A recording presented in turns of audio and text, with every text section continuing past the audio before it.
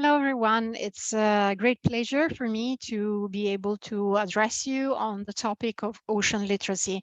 I'm really sorry I cannot be with you there, but I hope that with my presentation, I can give you a brief introduction on ocean literacy, generally speaking, and also some insights on what we do here at the IOC project office of the UNESCO Regional Bureau for Science and Culture in Europe. So I'm going to share my screen and I'll show you a presentation and I will go over it. I hope, again, I can give you this introduction on ocean literacy. And of course, I'm happy by email. The organizers have my contact details to respond to your questions. And I know my colleague, Jonathan Baker, is there. So I hope that together we can give you really this overview on what are our activities and also our joint activities. So first of all, let me, of course, probably I don't have to go too much in details, but of course it's really important to once again stress why the ocean is so important for our planet. All life on Earth depends on the ocean, and the ocean is actually our life support system. Between 50 and 80% of the oxygen produced on Earth is produced by the ocean. It regulates our climate. It provides food security and coastal security. The ocean, moreover, hosts over 95% of the habitable space on the planet, supporting an immense biodiversity. It also supports livelihoods and development. As we know, a wide range of economic activities depend on the ocean. They go from like fisheries, agriculture, aquaculture, tourism, gastronomy, but more and more also, and especially in this special moment that we are all living now, energy, we are talking more and more about energy coming from the ocean. Moreover, it is also a big source of inspiration, and people connect with the ocean in really a wide range of ways, both culturally and individually. The ocean at the same time faces multiple challenges, ranging from pollution. This is like a big topic, plastic pollution, but not only plastic pollution, pollution coming from different sources. A lot of issues are originating on land, but we also have issues related to overexploitation of living and non-living resources. Climate change, of course, the ocean, as we said before, regulates our climate, so it is our best ally against the climate crisis, but at the same time, it is probably suffering from the most severe impacts coming from the climate crisis and climate change. These challenges affect not only coastal cities and communities, but rather the whole world. But still, many people are unaware on how intrinsically we are all on this planet connected to the ocean. So what is ocean literacy? Historically, ocean literacy has been defined as the understanding of the ocean's influence on us and our influence on the ocean. We have been working on, the international community has been working on ocean literacy over the last 20 years, and this concept has been radically evolving from being a way for just increasing people's awareness of the state of the ocean to a tool and an approach to actually help different stakeholders to transform ocean knowledge into concrete actions to promote ocean sustainability. A little bit of history. I've partially started to talk about this behind ocean literacy. Of course, we know, and we people from the Mediterranean, we know how much our culture and our traditions are linked to the ocean, and many other traditions and culture around the world have been shaped by their connection and links with the ocean. So that is a way also to understand how different cultures and communities have shaped their use, or the way in which they use ocean resources. In a more official, let's say, a structured way, between 2002 and 2004, a group of ocean scientists and educators in the United States developed the ocean literacy framework and essential principles to encourage the inclusion of ocean sciences in classrooms. So that was a starting point, the recognition that there was very little ocean science in schools, in curricula around the world. And so this group of scientists and educators decided to create this official framework to help including more ocean science content in curriculum frameworks, starting from the US, in all levels from K to 12.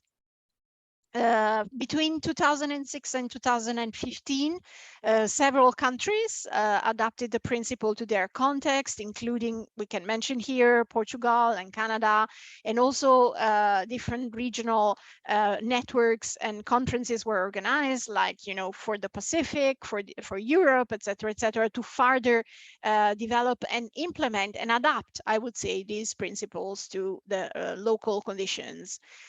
Between 2016 and 2017, UNESCO started to really work more intensively on ocean literacy through the Intergovernmental Oceanographic Commission. And at the end of 2017, which was also the year of the first UN Ocean Conference, where there was probably the first moment at the international level where people started to talk about ocean literacy, the IOC launched a toolkit for providing resources and tools to teachers. And also we launched our ocean literacy portal to function as the one-stop shop for ocean literacy around the world.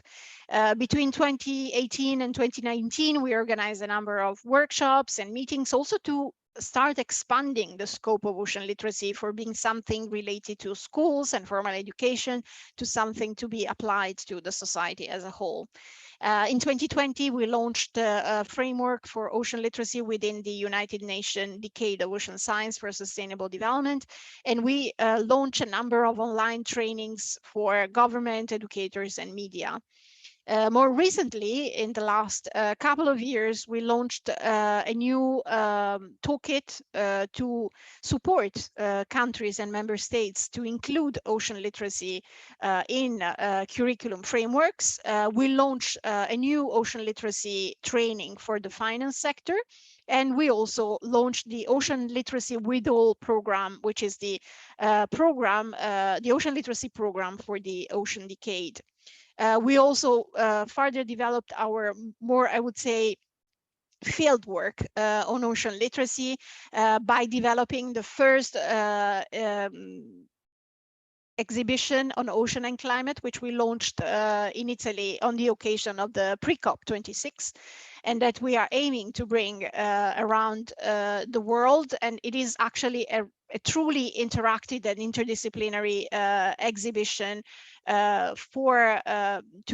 to discuss and to talk about issues related at the nexus between ocean and climate.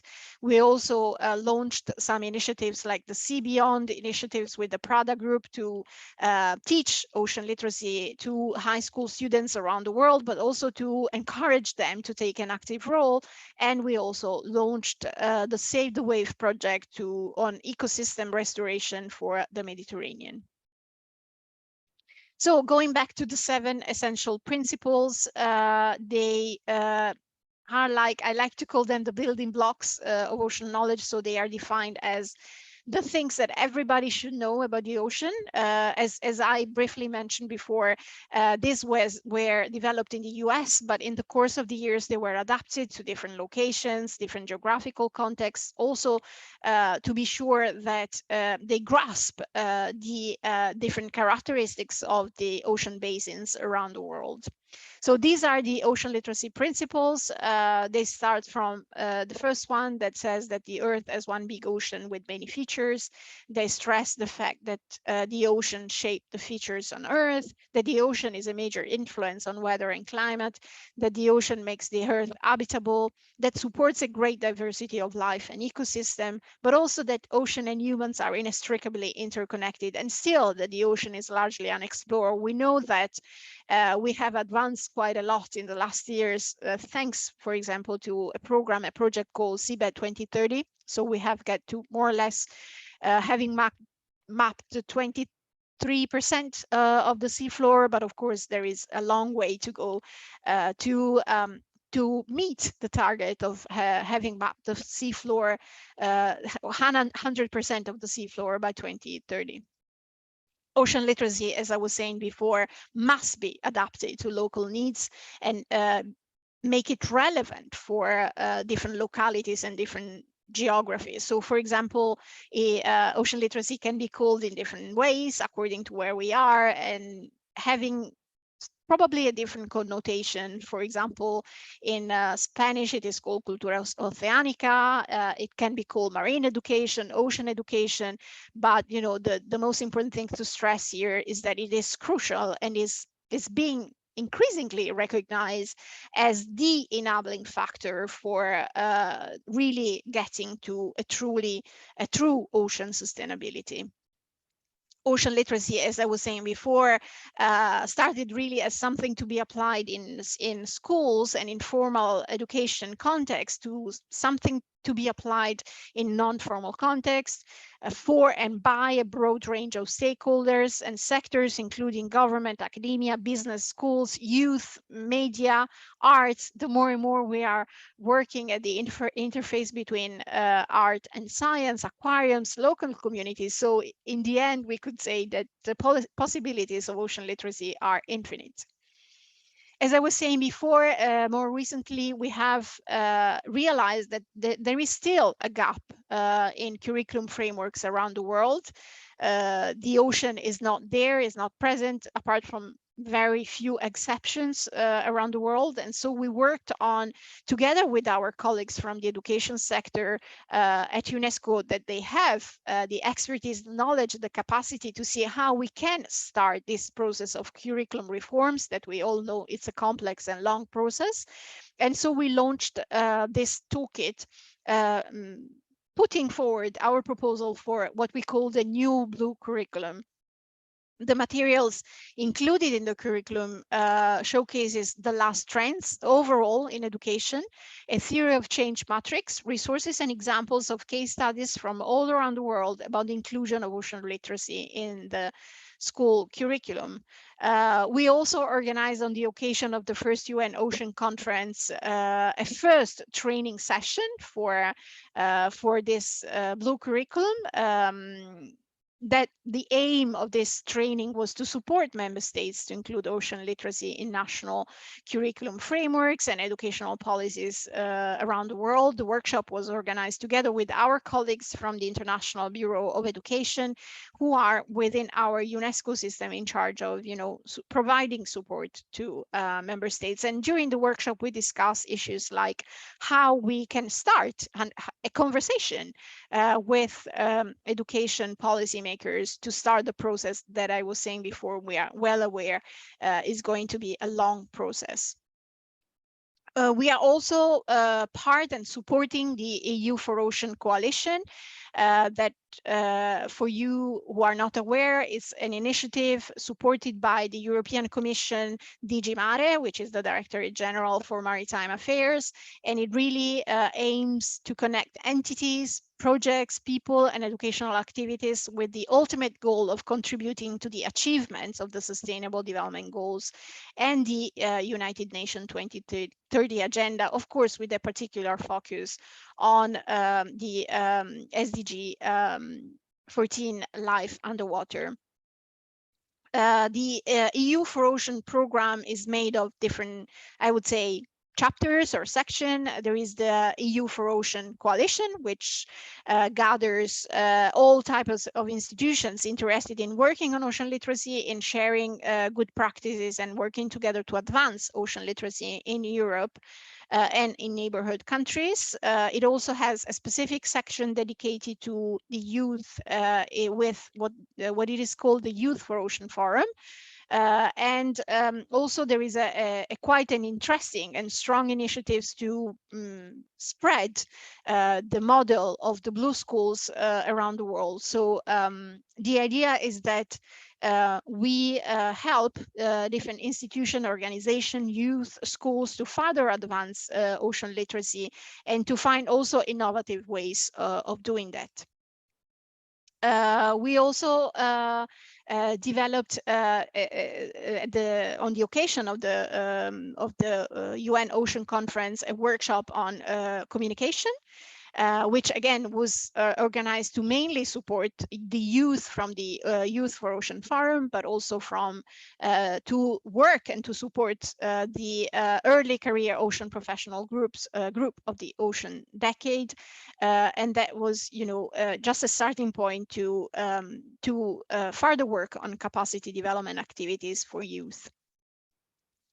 This was, in a nutshell, some of the basic ideas on ocean literacy, also information about what we do on ocean literacy. As I said, please feel free to get in contact with us, to write to us if you want to know more about the initiatives I mentioned in this presentation. Visit our portal, oceanliteracy.unesco.org, and we look forward to continue working with you to advance ocean literacy in Europe and in the Mediterranean region. Thank you so much.